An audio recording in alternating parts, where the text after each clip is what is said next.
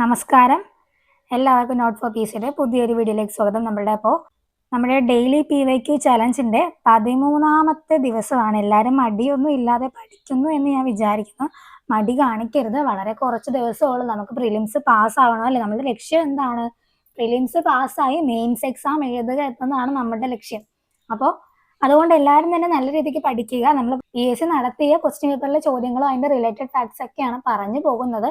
നമ്മളുടെ കഷ്ടപ്പാടിന് ഒരു ഫലം ഉണ്ടാവുമെന്ന് തന്നെ വിചാരിച്ചുകൊണ്ടാണ് ക്ലാസ്സുകൾ മുന്നോട്ട് പോയിക്കൊണ്ടിരിക്കുന്നത്. അപ്പോൾ നമ്മളുടെ ഇന്നത്തെ ക്വസ്റ്റ്യൻ പേപ്പർ നമ്മൾ 2025 ചോദ്യ പേപ്പറാണ് എടുത്തിട്ടുള്ളത്. കോഡ് 145/2025. ഈ ഒരു ക്വസ്റ്റ്യൻ പേപ്പറിലെ 40 ചോദ്യങ്ങളാണ് നമ്മൾ ആദ്യം നോക്കാൻ പോകുന്നത്. നോക്കിയാലോ, ഒന്നാമത്തെ ചോദ്യം ഇതാണ്. കേരളത്തിലെ ഇപ്പോഴത്തെ ചീഫ് സെക്രട്ടറി ആരാണ്? കേരളത്തിലെ ഇപ്പോഴത്തെ ചീഫ് സെക്രട്ടറി ആരാണ്? കേരളത്തിലെ ഇപ്പോഴത്തെ ചീഫ് സെക്രട്ടറി? ഇതിൻ്റെ അത് അന്നത്തെ PSCയുടെ ഓപ്ഷൻ ഡോക്ടർ A ജയതിലക് ആയിരുന്നു. പക്ഷെ അദ്ദേഹം ഇപ്പോൾ ജൂൺ 30 അദ്ദേഹം വിരമിക്കുകയാണ്. അദ്ദേഹം വിരമിച്ചു കഴിഞ്ഞാൽ ഈ ഒരു സ്ഥാനത്തേക്ക് പുതിയ നിയമനം നടക്കാൻ പോകുന്ന ആളുടെ പേരാണ് ബിശ്വനാഥ് സിൻഹ. ആരാണ്? ബിശ്വനാഥ് സിൻഹ. കേരളത്തിന്റെ 51ാമത്തെ ചീഫ് സെക്രട്ടറി ആയിട്ട് ജൂലൈ 1, 2026 അദ്ദേഹം ചുമതല ഏൽക്കും. അപ്പോൾ ഇനി ആ ഒരു പേരാണ് പഠിച്ചു വെക്കേണ്ടത്. പേരെന്താണ്? ബിശ്വനാഥ് സിൻഹ, 51ാമത്തെ കേരള ചീഫ് സെക്രട്ടറി ആണ്. അടുത്തത് ISROയുടെ പുതിയ ചെയർമാൻ. ISROയുടെ പുതിയ ചെയർമാൻ ആരാണ്? ഓപ്ഷൻ ബി ആണ് doctor V Narayanan. Doctor V നാരായണനാണ് ISROയുടെ നിലവിലെ ചെയർമാൻ. മൂന്നാമത്തെ ചോദ്യം, ദേശീയ കായിക ദിനമായി ആചരിക്കുന്നത് എന്നാണ്? ദേശീയ കായിക ദിനമായിട്ട് ആചരിക്കുന്നത് എന്നാണ്? ഓപ്ഷൻ ഡി ആണ് ഓഗസ്റ്റ് 29 ദേശീയ കായിക ദിനമായിട്ട് ആചരിക്കുന്നത്. ഹോക്കി മാന്ത്രികനായ മേജർ ധ്യാൻചന്ദിന്റെ ജന്മദിനമാണ് ദേശീയ കായിക ദിനമായിട്ട് ആചരിക്കുന്നത്. നാലാമത്തെ ചോദ്യം, സിനിമയാക്കിയ ആദ്യ മലയാള നോവൽ ഏതാണ്? സിനിമയാക്കിയ ആദ്യ മലയാള നോവൽ അല്ലെ? സിനിമയാക്കിയ ആദ്യ മലയാള നോവൽ ഏതാണ്? ഓപ്ഷൻ ബി ആണ് മാർത്താണ്ഡവർമ്മ. സിനിമയാക്കിയ ആദ്യ മലയാള നോവലാണ് മാർത്താണ്ഡവർമ്മ. എഴുതിയത് CV രാമൻപിള്ളയാണ് ഈ നോവൽ എഴുതിയത്. പിന്നെ ഇതിലെ ഓപ്ഷൻസിൽ വിഗതകുമാരനെ കുറിച്ച് പറഞ്ഞിട്ടുണ്ട്. വിഗതകുമാരന്റെ പ്രത്യേകത എന്താണ്? JC ഡാനിയൽ സംവിധാനം ചെയ്ത ആദ്യത്തെ മലയാള നിശബ്ദ ചലച്ചിത്രമാണ് വിഗതകുമാരൻ. ചെമ്മീൻ ആരുടെ നോവലാണ്? തകഴിയുടെ നോവലാണ് അല്ലേ? അടുത്തത് അഞ്ചാമത്തെ ചോദ്യമാണ്. ചേരുംപടി ചേർക്കാനാണ് തന്നിരിക്കുന്നത്. കൃതിയും കലാരൂപങ്ങളും അവരുടെ രചയിതാവ് അല്ലെങ്കിൽ ഉപജ്ഞാതാവ് അങ്ങനെയാണ് കൊടുത്തത്. അപ്പൊ നമുക്ക് നോക്കിയാലോ, ചേരുംപടി ചേർത്ത് നോക്കാം അല്ലെ? കഥകളി ആരാണ്? കഥകളിയുടെ ഉപജ്ഞാതാവ് ആരാണ്? കൊട്ടാരക്കര തമ്പുരാനാണ് കഥകളിയുടെ ആദ്യ രൂപമാണ് രാമനാട്ടം. കൊട്ടാരക്കര തമ്പുരാനാണ് അതിന്റെ ഉപജ്ഞാതാവ്. അടുത്തത് ഓട്ടംതുള്ളൽ. ഓട്ടംതുള്ളൽ ആരാണ്? ഓട്ടംതുള്ളലിന്റെ ഉപജ്ഞാതാവാണ് കുഞ്ചൻ നമ്പ്യാർ. അതും എല്ലാവർക്കും അറിയാം. ചണ്ടാല ഭിക്ഷുകി എന്ന് പറയുന്നത് കുമാരനാശാനുമായിട്ട് ബന്ധപ്പെട്ടാണ്. കുമാരനാശാന്റെ കൃതിയാണ് ചണ്ടാല ഭിക്ഷുകി. ജാതി വ്യവസ്ഥയ്ക്കെതിരെയുള്ള കാവ്യമായിരുന്നു. കൃഷ്ണഗാഥ എഴുതിയത് ആരാണ്? ചെറുശ്ശേരി അല്ലെ? ചെറുശ്ശേരിയാണ് കൃഷ്ണഗാഥയായിട്ട്. അപ്പോൾ ഉത്തരം വരുന്നത് 1 ഡിയിലോട്ട് വരണം. 1 D, 2 A, 3 B, 4 C. ഉത്തരം വരുന്ന ഓപ്ഷൻ A ആണ്. കേരളത്തിൽ ഇപ്പോഴത്തെ സാംസ്കാരിക വകുപ്പ് മന്ത്രി ആരാണ്? അപ്പൊ ഇതും കറണ്ട് അഫയർ ആണ്, അപ്ഡേറ്റ് ആയിട്ടുണ്ട്. നമ്മളുടെ ഇപ്പോഴത്തെ സാംസ്കാരിക വകുപ്പ് മന്ത്രി PC വിഷ്ണുനാഥ്. ആരാണ്? PC വിഷ്ണുനാഥ് ആണ് ഇപ്പോഴത്തെ കേരളത്തിലെ സാംസ്കാരിക വകുപ്പ് മന്ത്രി. അടുത്തത് ഏഴാമത്തെ ചോദ്യം, ഇന്ത്യയിലെ അഗ്നിപുത്രി എന്നറിയപ്പെടുന്ന ടെസി തോമസിന്റെ ജന്മസ്ഥലം. ടെസി തോമസ് ആണോ? തോമസ് അല്ല. ടെസി തോമസിന്റെ ജന്മസ്ഥലം എവിടെയാണ്? ഓപ്ഷൻ ബി ആണ് ആലപ്പുഴയാണ്. ആലപ്പുഴയാണ് ടെസി തോമസിന്റെ ജന്മസ്ഥലം. എട്ടാമത്തെ ചോദ്യം, ഇന്ത്യൻ കായിക രംഗത്തെ പരമോന്നത പുരസ്കാരം. ഇന്ത്യൻ കായിക രംഗത്തെ പരമോന്നത പുരസ്കാരം ഏതാണ്? ഓപ്ഷൻ ഡി ആണ് ധ്യാൻചന്ദ് ഖേൽരത്ന അവാർഡ്. ധ്യാൻചന്ദ് ഖേൽരത്ന അവാർഡാണ് ഇന്ത്യൻ കായിക രംഗത്തെ പരമോന്നത പുരസ്കാരം. ഒമ്പതാമത്തെ ചോദ്യം, 2023 ദാദാ സാഹിബ് ഫാൽക്കെ അവാർഡ് നേടിയ മലയാള സിനിമാ നടൻ ആര്? 2023 ദാദാ സാഹിബ് ഫാൽക്കെ അവാർഡ് നേടിയ മലയാള സിനിമാ നടൻ ആരാണ്? ഓപ്ഷൻ ബി ആണ് മോഹൻലാൽ ആണ്. ദാദാ സാഹിബ് ഫാൽക്കെ അവാർഡ് 2 മലയാളികൾക്കാണ് ലഭിച്ചിട്ടുള്ളത്. ഒന്ന് അടൂർ ഗോപാലകൃഷ്ണനും 2 മോഹൻലാലുമാണ്. 10ാമത്തെ ചോദ്യം, കേരള നവോത്ഥാന രംഗത്ത് ധാരാളം മാറ്റങ്ങൾക്ക് വഴിതെളിച്ച അടുക്കളയിൽ നിന്ന് അരങ്ങത്തേക്ക് എന്ന പ്രസിദ്ധമായ നാടകം രചിച്ചതാരാണ്? കേരള നവോത്ഥാന രംഗത്ത് ധാരാളം മാറ്റങ്ങൾക്ക് വഴിതെളിച്ച അടുക്കളയിൽ നിന്ന് അരങ്ങത്തേക്ക് എന്ന പ്രസിദ്ധമായ നാടകം രചിച്ചതാരാണ്? ആരാണ് രചിച്ചത്? ഓപ്ഷൻ സി ആണ് VT ഭട്ടതിരിപ്പാട് അല്ലേ. അപ്പോൾ ഈ ഒരു ഫാക്ട് നമ്മൾ കഴിഞ്ഞ ദിവസം റിലേറ്റഡ് ഫാക്ട്സ് ആയിട്ട് ഡിസ്കസ് ചെയ്തിട്ടുണ്ടായിരുന്നു. VT ഭട്ടതിരിപ്പാടിന്റെ അടുക്കളയിൽ നിന്ന് അരങ്ങത്തേക്ക് അല്ലേ, ഓർമ്മയുണ്ടല്ലോ അല്ലേ? 11ാമത്തെ ചോദ്യം, ഇന്ത്യയുമായി കരാതിർത്തി പങ്കിടുന്ന രാജ്യങ്ങളിൽ ഉൾപ്പെടാത്ത രാജ്യം. ഇന്ത്യയുമായി കരാതിർത്തി പങ്കിടുന്ന രാജ്യങ്ങളിൽ ഉൾപ്പെടാത്ത രാജ്യം ഏതാണ്? 4 രാജ്യങ്ങൾ കൊടുത്തിട്ടുണ്ട്. ഇതിലേതാണ് ഉൾപ്പെടാത്തത്? ഓപ്ഷൻ എ ആണ്, തജിക്കിസ്ഥാൻ ആണ് ഇന്ത്യയുമായി കരാതിർത്തി പങ്കിടുന്ന രാജ്യങ്ങളിൽ ഉൾപ്പെടാത്തത്. ബാക്കി അഫ്ഗാനിസ്ഥാനും ഭൂട്ടാനും മ്യാൻമാറും ഒക്കെ ഇന്ത്യയുമായിട്ട് കരാതിർത്തി പങ്കിടുന്ന രാജ്യങ്ങളാണ്.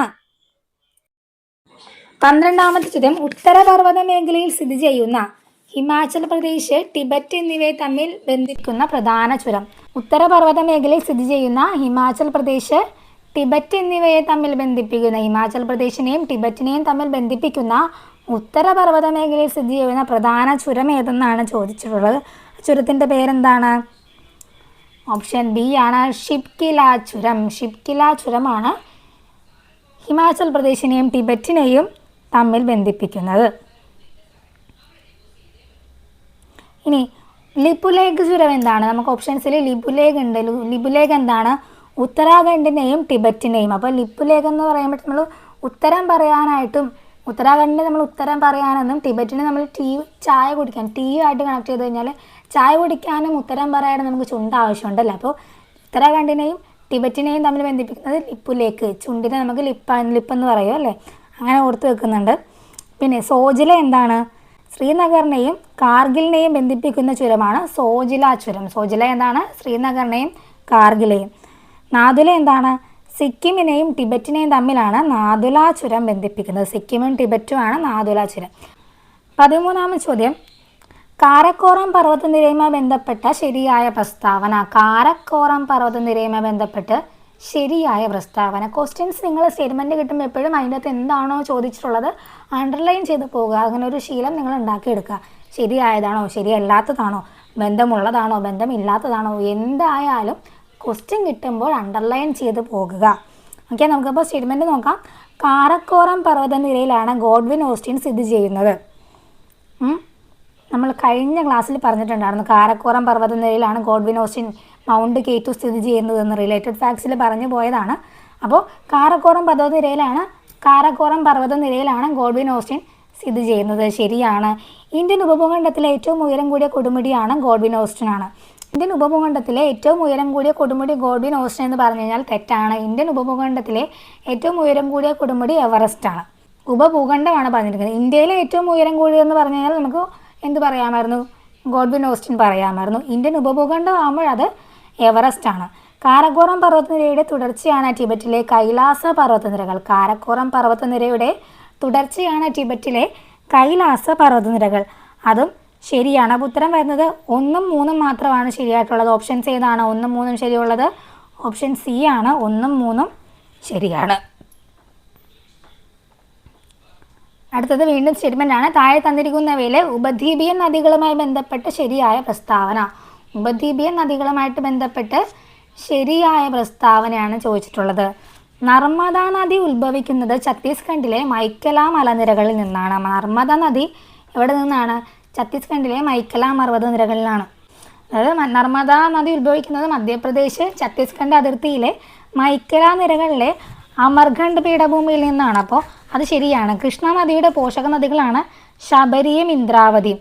കൃഷ്ണ നദിയുടെ പോഷക നദികളാണ് ശബരി, ഇന്ദ്രാവതി എന്ന് പറഞ്ഞു കഴിഞ്ഞാൽ അത് തെറ്റാണ്. കൃഷ്ണ നദിയുടെ അല്ല, ഗോദാവരി നദിയുടെ പോഷക നദികളാണ് എന്ത്? ശബരിയും ഇന്ദ്രാവതിയും. കൃഷ്ണ നദിയുടെ പോഷക നദികൾ ഏതൊക്കെയാണെന്നോ? തുംഗഭദ്ര, ഭീമ, കൊയ്ന.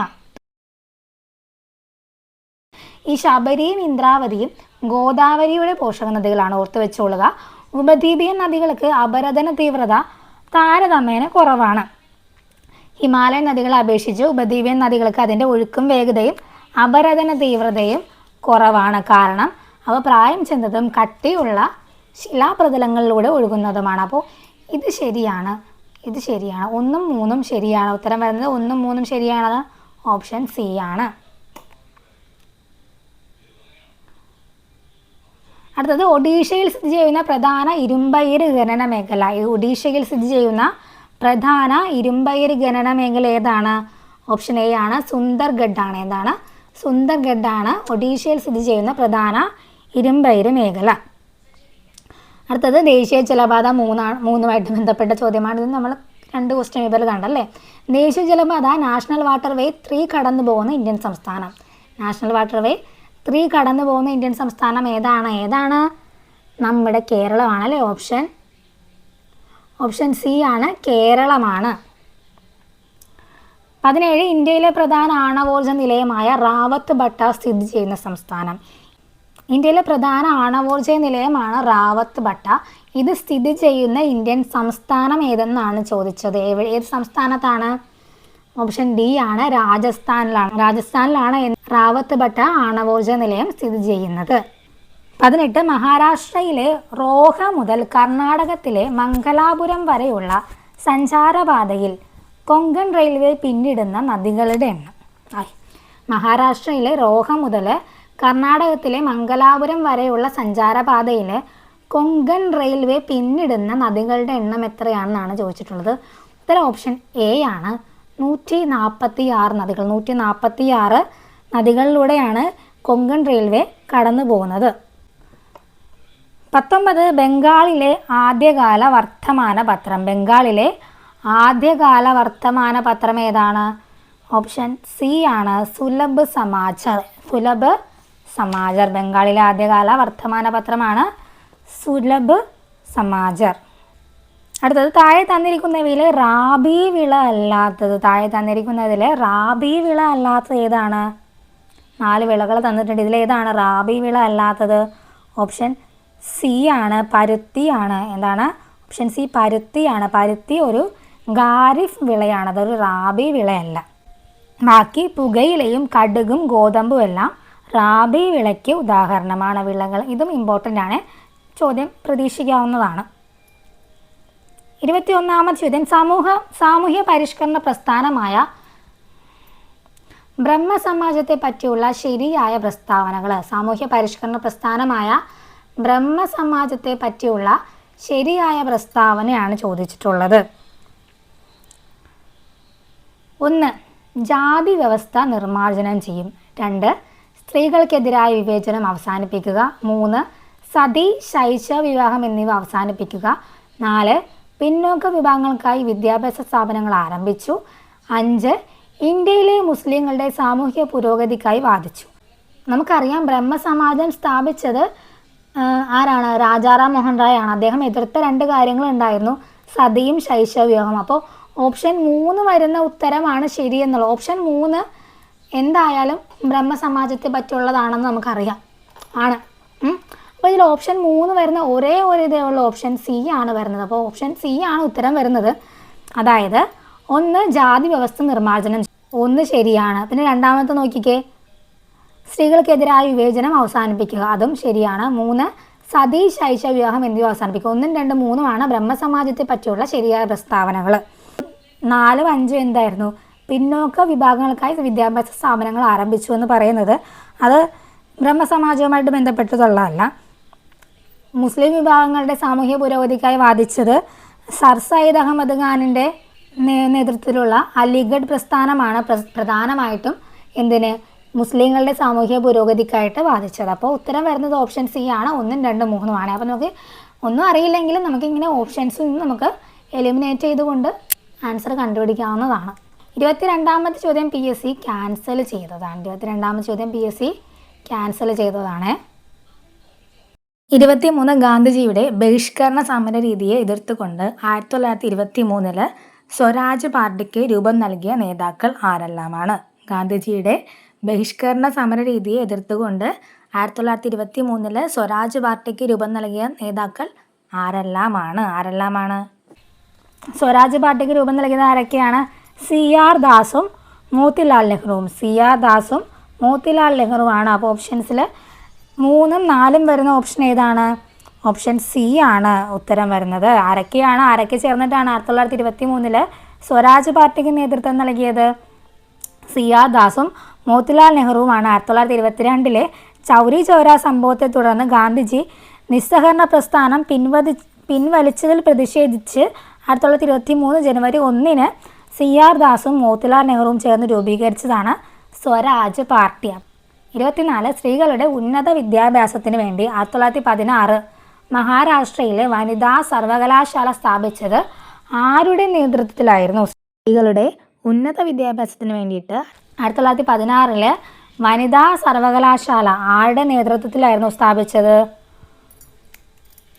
ഓപ്ഷൻ സി ആണ് DK കാർവേ. DK കാർവേയാണ് 1916 മഹാരാഷ്ട്രയിലെ വനിതാ സർവകലാശാല സ്ഥാപിച്ചത്. 25 സ്വതന്ത്ര സമരകാലത്ത് ഇന്ത്യക്കാരിൽ ദേശസ്നേഹം വളർത്തുന്നതിൽ നിർണായക പങ്കുവഹിച്ച ഭാരതമാത എന്ന ചിത്രം വരച്ചത് ആരായിരുന്നു? സ്വതന്ത്ര സമരകാലത്ത് ഇന്ത്യക്കാരിൽ ദേശസ്നേഹം വളർത്തുന്നതിൽ പ്രധാന പങ്ക് വഹിച്ച ഭാരതമാത എന്ന ചിത്രം വരച്ചത് ആരായിരുന്നു? ഓപ്ഷൻ ബി ആണ് അബനീന്ദ്ര ടാഗോർ. ആരാണ്? അബനീന്ദ്ര ടാഗോർ ആണ് ഭാരതമാത എന്ന ചിത്രം വരച്ചത്. 1905 ബംഗാൾ വിഭജന സമയത്ത് ഇന്ത്യക്കാരിൽ ഐക്യവും ദേശസ്നേഹവും വളർത്താൻ ലക്ഷ്യമിട്ട് ഭാരതമാത എന്ന ചിത്രം വരച്ചത് ഇദ്ദേഹമാണ്. 26ാം ചോദ്യം. ഇന്ത്യൻ ദേശീയ പ്രസ്ഥാനത്തിന് കരുത്ത് പകർന്ന പ്രാദേശിക പത്രങ്ങളെ നിയന്ത്രിക്കുന്നതിന് വേണ്ടി ബ്രിട്ടീഷുകാർ കൊണ്ടുവന്ന പ്രാദേശിക ഭാഷാ പത്ര നിയമം നിലവിൽ വന്ന വർഷം? ഇന്ത്യൻ ദേശീയ പ്രസ്ഥാനത്തിന് കരുത്ത് പകർന്ന പ്രാദേശിക പത്രങ്ങളെ നിയന്ത്രിക്കുന്നതിന് വേണ്ടിയിട്ട് ബ്രിട്ടീഷുകാരൊരു പ്രാദേശിക പത്രഭാഷാ നിയമം നിലവിൽ കൊണ്ടുവന്നായിരുന്നു. അത് ഏത് വർഷമാണെന്നാണ് ചോദിച്ചത്. ഉത്തരം 1978 ആണ്. ഓപ്ഷൻ ബി ആണ്. 1978 ലിട്ടൺ പ്രഭുവാണ് പ്രാദേശിക ഭാഷാ പത്ര നിയമം കൊണ്ടുവന്നത്. 1978 ലിട്ടൺ പ്രഭുവാണ്. ഇതും റിലേറ്റഡ് ഫാക്ട്സിൽ നമ്മൾ പറഞ്ഞിട്ടുള്ളൊരു പോയിൻ്റാണ്. എത്ര പേർക്ക് ഓർമ്മയുണ്ടെന്ന് എനിക്കറിയില്ല, നമ്മൾ പറഞ്ഞിട്ടുണ്ടായിരുന്നു. അടുത്തത്, സ്വതന്ത്രാനന്തര ഇന്ത്യയിൽ ആദ്യ തെരഞ്ഞെടുപ്പ് നടന്നത് എന്നായിരുന്നു? സ്വതന്ത്രാനന്തര ഇന്ത്യയിൽ ആദ്യത്തെ സ്വതന്ത്ര തെരഞ്ഞെടുപ്പ് നടന്ന വർഷം ഏതാണ്? ഓപ്ഷൻ എ ആണ്. 1951-52 സ്വതന്ത്രാനന്തര ഇന്ത്യയിൽ ആദ്യത്തെ സ്വതന്ത്ര തെരഞ്ഞെടുപ്പ് നടന്നത്.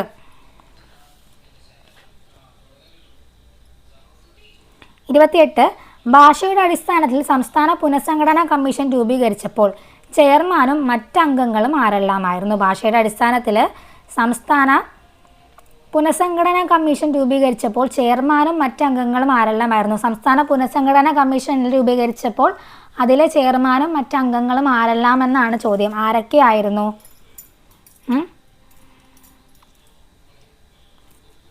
ഉത്തരം വരുന്നത് ഓപ്ഷൻ സി ആണ്. 3 വരുന്നത് അല്ലേ? Fasal Ali, KM പണിക്കരും HN കുൻസ്റും. ഇവർ 3 സംസ്ഥാന പുനഃസംഘടനാ കമ്മീഷൻ രൂപീകരിച്ചതിലെ ചെയർമാനും മറ്റംഗങ്ങളും. 29 സ്വതന്ത്ര സമരവുമായി ബന്ധപ്പെട്ട് കേരളത്തിൽ നടന്ന സംഭവങ്ങളെ കാലഗണനാ ക്രമത്തിലാക്കുക. 4 കാര്യങ്ങൾ കൊടുത്തിട്ടുണ്ട്. കുണ്ടറ വിളംബരം, വൈക്കം സത്യാഗ്രഹം, മാപ്പിള ലഹള, മലയാളി മെമ്മോറിയൽ. അപ്പോൾ ഇതിൽ ആദ്യം വന്നത് എന്തായിരിക്കും? ഏതാണ് ആദ്യം വരാൻ ചാൻസ് ഉള്ളത്? അപ്പോൾ ഇതിൽ ആദ്യം വന്നത് കുണ്ടറ വിളംബരമായിരുന്നു, 1809 രണ്ടാമത് വന്നത് മലയാളി മെമ്മോറിയലാണ്. 1891 വർഷം വരുന്നത്.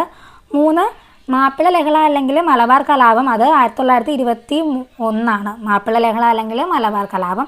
ലാസ്റ്റ് വൈക്കം സത്യാഗ്രഹം വർഷം ഏതാണ്? 1924.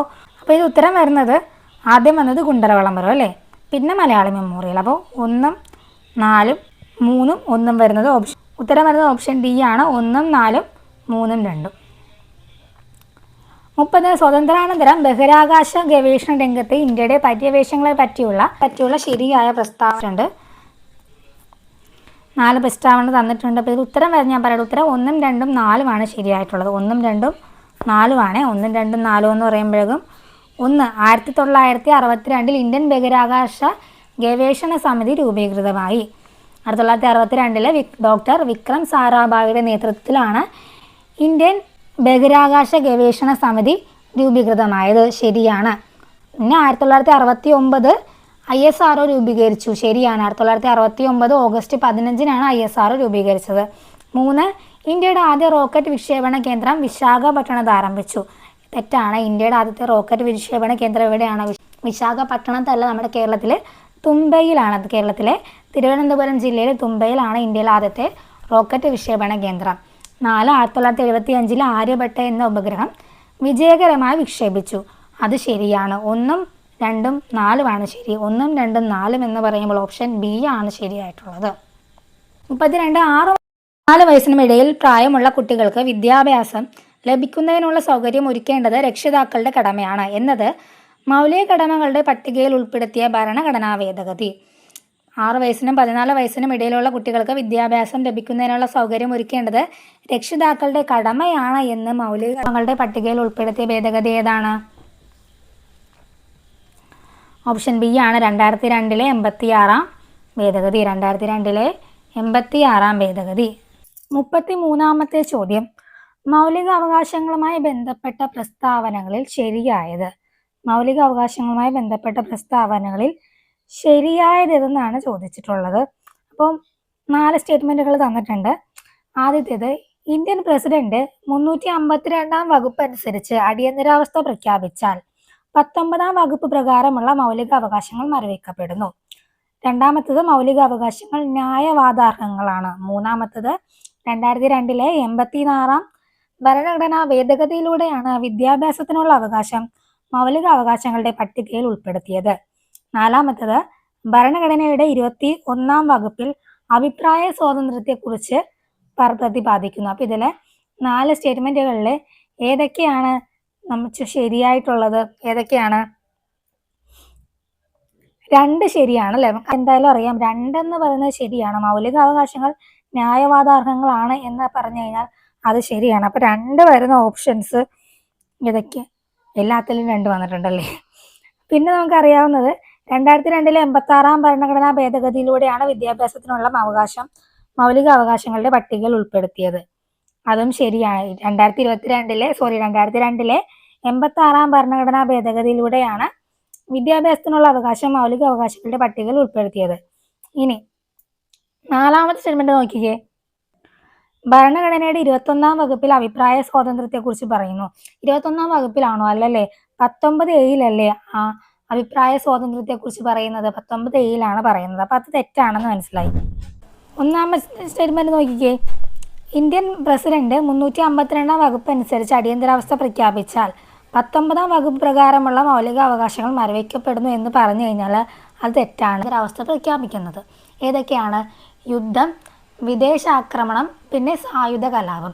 ഈ യുദ്ധവും വിദേശാക്രമണവും മൂലം അടിയന്തരാവസ്ഥ പ്രഖ്യാപിക്കുകയാണെങ്കിൽ ആർട്ടിക്കിൾ 352 പ്രകാരം യുദ്ധവും വിദേശാക്രമണവും മൂലം അടിയന്തരാവസ്ഥ പ്രഖ്യാപിച്ചു കഴിഞ്ഞാൽ 19 മരവിക്കപ്പെടുന്നതാണ്. എന്നാൽ സായുധ കലാപത്തിന്റെ പേരിലാണ് അടിയന്തരാവസ്ഥ പ്രഖ്യാപിക്കുന്നതെങ്കിൽ ആർട്ടിക്കിൾ 19 സ്വാഭാവികമായിട്ടും മരവിക്കപ്പെടുന്നതല്ല. അപ്പോൾ ആ ഒരു സ്റ്റേറ്റ്മെന്റ് തെറ്റാണ്. അപ്പോൾ ഇതിന്റെ ഉത്തരം വരുന്നത് 2ഉം 3ഉമാണ് ശരിയായിട്ടുള്ളത്. ഓപ്ഷൻ എ ആണ് 2ഉം 3ഉം മാത്രമാണ് ശരിയായിട്ടുള്ളത്. 34ാം ചോദ്യം. വിവരാവകാശ നിയമം 2019 ഭേദഗതിയുമായി ബന്ധപ്പെട്ട് തെറ്റായ പ്രസ്താവന. വിവരാവകാശ നിയമം 2019 ഭേദഗതിയുമായി ബന്ധപ്പെട്ട് തെറ്റായ പ്രസ്താവനയാണ് ചോദിച്ചത്. ഒന്നാമത്തത്, ഇന്ത്യൻ വിവരാവകാശ നിയമം നിലവിൽ വന്നത് 2005 ഒക്ടോബർ 12 അപ്പോൾ ഇന്ത്യൻ വിവരാവകാശ നിയമം നിലവിൽ വന്നത് 2005 ഒക്ടോബർ 12 ശരിയായിട്ടുള്ള പ്രസ്താവനയാണ്. കേന്ദ്ര വിവരാവകാശ കമ്മീഷണറുടെ കാലാവധി 5 വർഷം അല്ലെങ്കിൽ 60 വയസ്സ് തികയുന്നത് വരെയാണ് എന്ന് പറഞ്ഞിട്ടുണ്ട്. എന്നാൽ അത് ആദ്യം അങ്ങനെയായിരുന്നു. 2019 ഭേദഗതി പ്രകാരം ഇത് 3 വർഷമാക്കി മാറ്റി. അപ്പോൾ ഓപ്ഷൻ എന്ന് പറഞ്ഞത് ഓപ്ഷൻ 2 തെറ്റാണ്. അടുത്തത്, പ്രധാനമന്ത്രി ചെയർമാനായ സെലക്ഷൻ കമ്മിറ്റി നാമനിർദ്ദേശം ചെയ്യുന്ന വ്യക്തിയെയാണ് പ്രസിഡന്റ് കേന്ദ്ര വിവരാവകാശ കമ്മീഷണറായി നിയമിക്കുന്നത്. അപ്പൊ ഇതെന്ന് പറയുന്നത് ശരിയാണ്.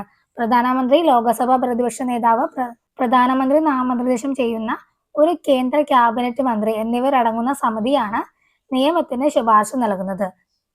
ഇനി നിയമനം നടത്തുന്നത് രാഷ്ട്രപതിയാണ്. അടുത്തത്, വിവരാവകാശ നിയമത്തിന്റെ പരിപാലനം നിരീക്ഷിക്കുക, സർക്കാർ വകുപ്പുകൾ, പബ്ലിക് വിവരങ്ങൾ ലഭ്യമാക്കുന്നത് ഉറപ്പിക്കൽ എന്നിവയാണ് കേന്ദ്ര വിവരാവകാശ കമ്മീഷന്റെ മുഖ്യ ചുമതലകൾ. അപ്പൊ അതും ശരിയാണ്. അപ്പൊ ഇതിന്റെ ഉത്തരം തെറ്റായിട്ടുള്ളതാണ് ചോദിച്ചത്. തെറ്റായിട്ടുള്ളത് 2 മാത്രമാണ്. ഓപ്ഷൻ ബി ആണ് വരുന്നത്.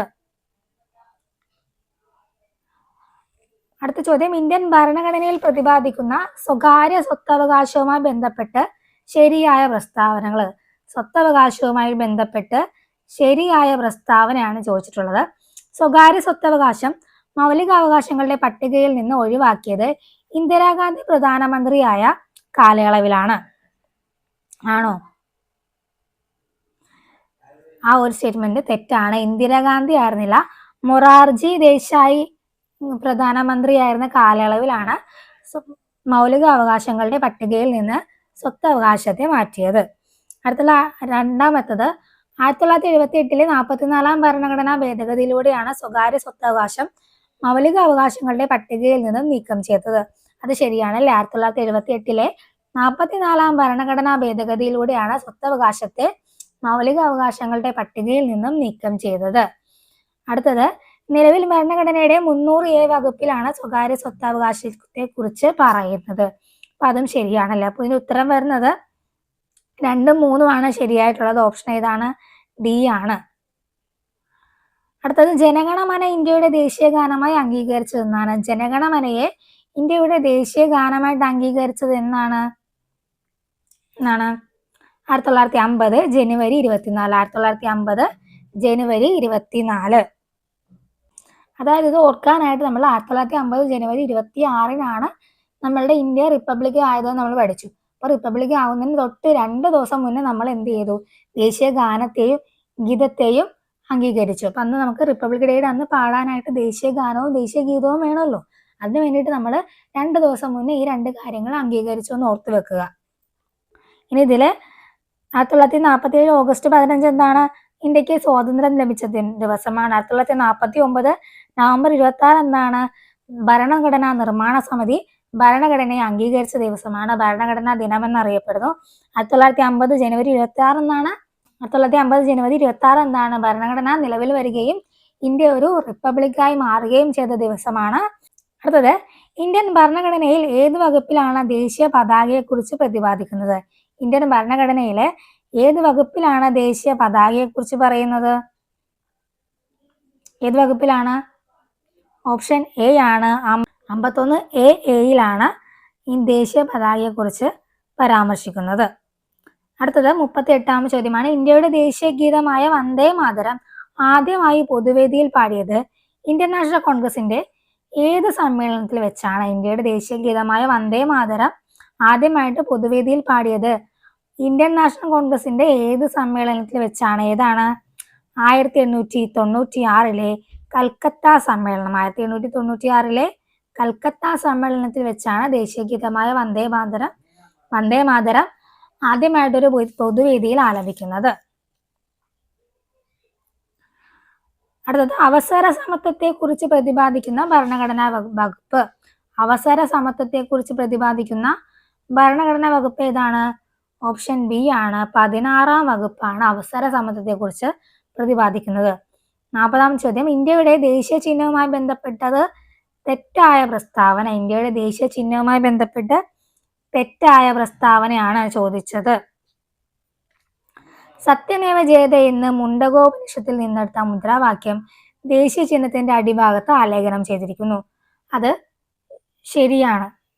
സത്യമേവ ജയത എന്ന് മുണ്ടകോപനിഷത്തിൽ നിന്നെടുത്ത മുദ്രാവാക്യമാണ് ദേശീയ ചിഹ്നത്തിന്റെ അടിഭാഗത്ത് ആലേഖനം ചെയ്തിരിക്കുന്നത്. നമുക്ക് തെറ്റാണ് വേണ്ടത്.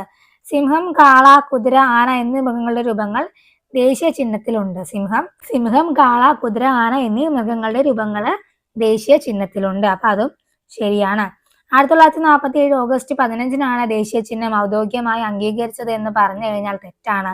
1947 ഓഗസ്റ്റ് 15 ഇന്ത്യക്ക് സ്വാതന്ത്ര്യം ലഭിച്ച ദിവസമാണ്. ദേശീയ ചിഹ്നം ഔദ്യോഗികമായിട്ട് അംഗീകരിച്ച ദിവസം എന്നാണ്? 1950 ജനുവരി 26. ഇന്ത്യൻ ഭരണഘടന നിലവിൽ വന്ന ദിവസമാണ് 1950 ജനുവരി 26 ദേശീയ ചിഹ്നം ഔദ്യോഗികമായി അംഗീകരിച്ചത്. 1950 ജനുവരി 26 ദേശീയ ചിഹ്നം ഔദ്യോഗികമായിട്ട് അംഗീകരിച്ചത്. അപ്പോൾ മൂന്നാമത്തത് തെറ്റാണ്. ഇനി, സാരാനാഥിലെ അശോക സ്തംഭത്തിലെ സിംഹതോരണമാണ് ഇന്ത്യയുടെ ദേശീയ ചിഹ്നമായി സ്വീകരിച്ചത്. അത് ശരിയാണല്ലേ. സാരാനാഥിലെ അശോക സ്തംഭത്തിലെ സിംഹതോരണമാണ് ഇന്ത്യയുടെ ദേശീയ ചിഹ്നമായിട്ട് സ്വീകരിച്ചത്. അപ്പോൾ ഇതില് 3ാമത്തെ മാത്രമാണ് തെറ്റ് വരുന്നത്. ഉത്തരം വരുന്നത് ഓപ്ഷൻ സി ആണ്, 3 മാത്രം. അടുത്തത്, ഒരു ക്വസ്റ്റ്യൻ നമ്മൾ ഡിലീറ്റ് ചെയ്തിട്ടുണ്ടായിരുന്നു. അപ്പോൾ 40 ക്വസ്റ്റ്യൻ കോമ്പൻസേറ്റ് കറക്റ്റ് ആക്കാൻ വേണ്ടിയിട്ട് 41ാമത്തെ ചോദ്യം കൂടി നോക്കുവാണ്. കേരളത്തിലെ ഏറ്റവും വലിയ കായൽ ഏതാണ്? കേരളത്തിലെ ഏറ്റവും വലിയ കായൽ? ഓപ്ഷൻ എ ആണ് അല്ലെ, വേമ്പനാട്ട് കായലാണ് കേരളത്തിലെ ഏറ്റവും വലിയ കായൽ. കേരളത്തിലെ ഏറ്റവും വലിയ കായൽ. ഇതിനാണ് നമ്മളുടെ ഇന്നത്തെ 40 ചോദ്യങ്ങൾ. നമുക്ക് ഈ ക്വസ്റ്റ്യൻ പേപ്പറിന്റെ ബാക്കി ചോദ്യങ്ങൾ അടുത്ത ക്ലാസ്സിൽ കാണാം. എല്ലാവരും മുഴുവനായിട്ടും കാണണേ. ഞാൻ പ്ലേലിസ്റ്റ് ഒക്കെ നിങ്ങൾക്ക് വേണ്ടി ക്രിയേറ്റ് ചെയ്തിട്ടുണ്ട്. അതിൻ്റെ അകത്ത് നോക്കി ഈ വീഡിയോസ് എല്ലാം കാണുക. ദിവസം ഒരു 20 മിനിറ്റ് ആണ് നമ്മൾ ഇതിനു വേണ്ടി മാറ്റി വെക്കുന്നത്. ബാക്കി സബ്ജക്റ്റുകൾ നിങ്ങൾ പഠിക്കണം. 20 മിനിറ്റ് നിങ്ങൾ ഈ മുൻവർഷ ചോദ്യങ്ങൾ പഠിക്കാൻ വേണ്ടിയിട്ട് ഒന്ന് മാറ്റി വെക്കുക. അത്രയും ഞാൻ ആവശ്യപ്പെടുന്നുള്ളൂ. സോ ക്ലാസ്സുകളെ കുറിച്ച് എന്തെങ്കിലും അഭിപ്രായം ഉണ്ടെങ്കിൽ നിങ്ങൾക്ക് കമന്റ് ബോക്സിൽ പറയാവുന്നതാണ്. Thank you.